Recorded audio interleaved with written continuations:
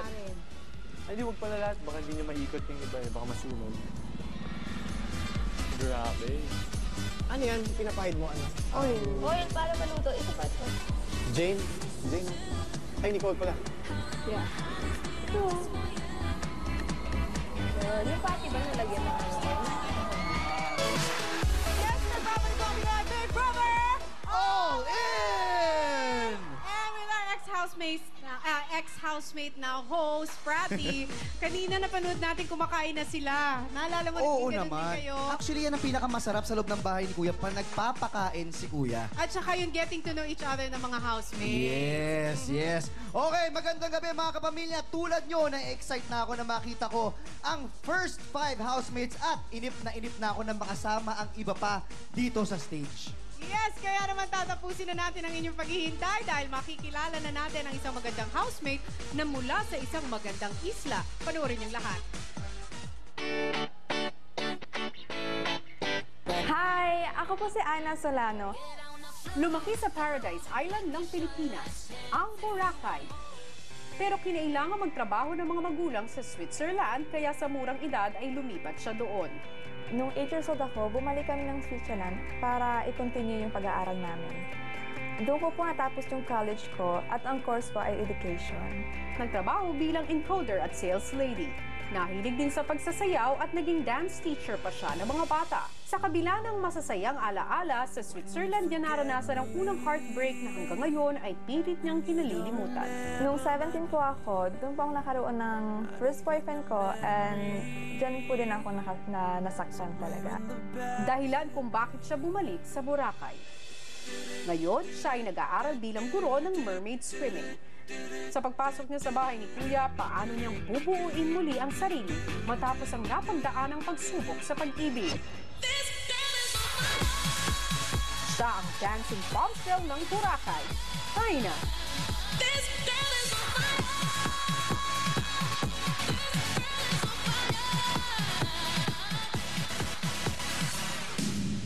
Ang dancing bombshell ng Boracay, Aina!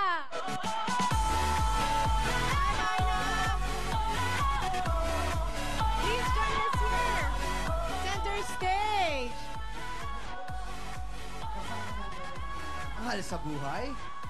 All the way from the beautiful island of Boracay. Uy, mending a broken heart si Aina. Eh, tatanungin ka naman namin ngayon, ano bang klaseng lalaki yung nagpapatibok sa puso mo, Aina? So, ang klaseng lalaki nagpapatibok sa puso ko ay charming guy, Charming. mabait, at saka dapat sweetheart naman siya, di ba? Romantic. Oh.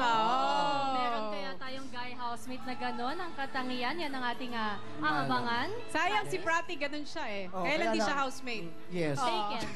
Taken. Pero bago yan, ay napansamantala ka muna magpapaalam sa yung mga pinsan na sina Dave at Joey. And syempre, magpapaalam ka na rin muna sa outside world. Bigyan ko kayo ng moment. Bye-bye. Bye! Have fun! Okay, Aina, ihahatid na kita. Sama ka na kay John. Halika. Okay.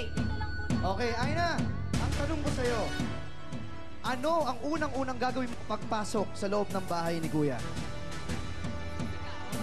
Sisigaw, anong sisigaw mo? At nabalitaan namin na galing kang Switzerland at nagpunta ka ng Boracay. So, saan mo mas gusto? Dito sa Boracay o sa Switzerland? Sa Philippines, it's more fun in the Philippines, di ba? Wow, yan naman talaga. O, sige. Good luck, ha? Alright. Bye-bye. Pero syempre, bago natin kilalanin ang ating susunod na housemate, kasama natin on stage, Robbie! Magandang gabi. Tony Gonzaga, mga kapamilya all over the world. Good evening. Pero, man, talking about the dancing bombshell of Boracay. Yes. Pansin ko lang kamukha niya. Correct me if I'm wrong.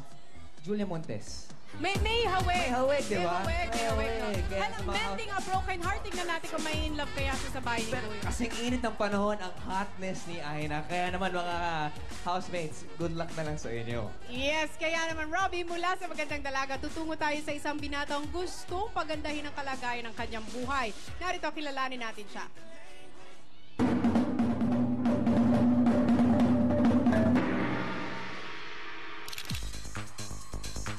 pulidong gumalaw. Swabe kung humataw. Sa kanyang kilos ay maraming napapawaw. Ako po si Joshua Garcia, 16 years old, Dubong, Batangas.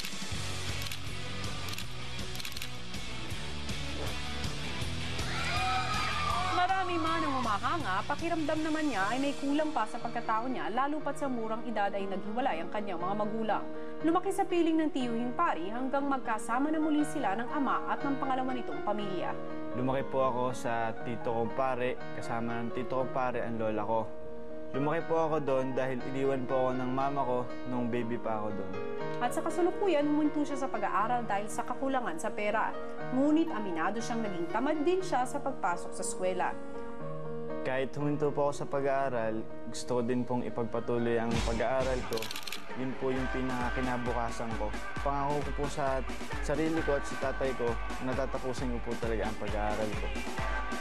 Siya ang tatay's boy ng Batangas, Joshua.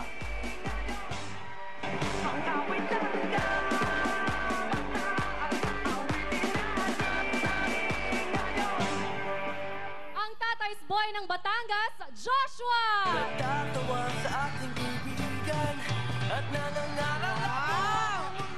Nagtilian ang mga Joshua agad. Good evening, Joshua. At ngayon, kasama natin ngayon ang mga mahal sa buhay ni Joshua na sina Lola Feli at Daddy Gio. Lola Feli, Daddy Gio, good evening po. Yes, nako Joshua, patikim pa lamang yun yung nakita namin na pinagdaanan mo sa buhay at hindi biro ang mga pagsubok na hinarap nyo ng iyong ama. Parang naluluha na nga si tatay ngayon dahil magkakawalay kayo ng sandaling panahon lamang. Meron ka bang mensahe kay daddy, sa tatay mo? Papa, maraming salamat sa suporta at pagtsatsaga na sumama sa akin sa pag-audition dito sa PBB. At pinapangako ko na lang sa'yo na gagawin ko ang lahat ng aking makakaya sa loob ng bahay para magbunga yung ating pinaghirapan dito. Ganun din po sa inyo. Oh, gandang mensahe nun. Ito, sorry to have to do this, pero ito na ang moment na magpapaalam po kayo, so feel free na Babay ka muna Oo, for the babay meantime po sa kay isa't tatay. isa. Kasama Oo, ni Joshua Very ngayon, proud Daddy si Gio, tatay. Lola Feli. Now, Joshua. Sama ka Handa kay na ba? Robbie. Eto Ready na na? yan. Pakari ko na sa outside world. And let us go inside the Big Brother house. Mami, maraming salamat, Daddy. Joshua, balita ko na nag-aaral ka pa raw. Ikaw daw ang campus crush. Alam mo, nakaka-relate ako dyan eh. Kaso lang, yung paaralan ko dati, all guys school. May kamukha ka daw artista, di umano. Sino yun? Sabi ni Ate Bianca, si John Lloyd daw. John Lloyd.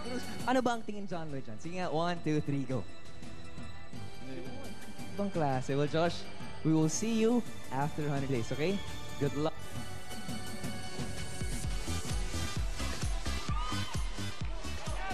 At ang susunod naman nating makikilala, marami rin pinagdaanan pero patuloy pa rin naniniwala sa ganda ng buhay.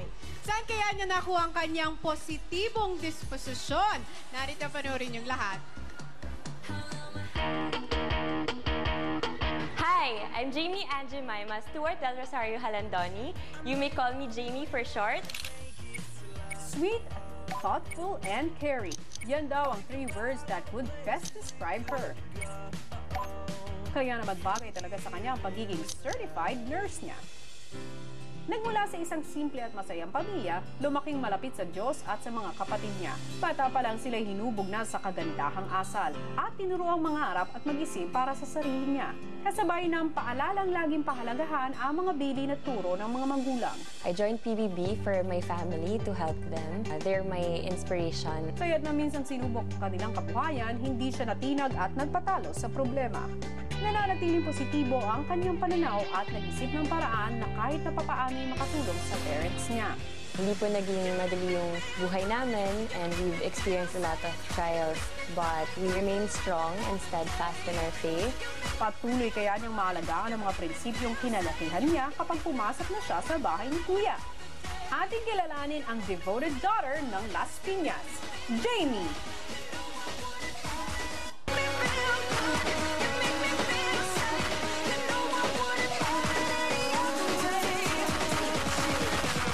Ang devoted daughter ng Las Piñas, Jamie!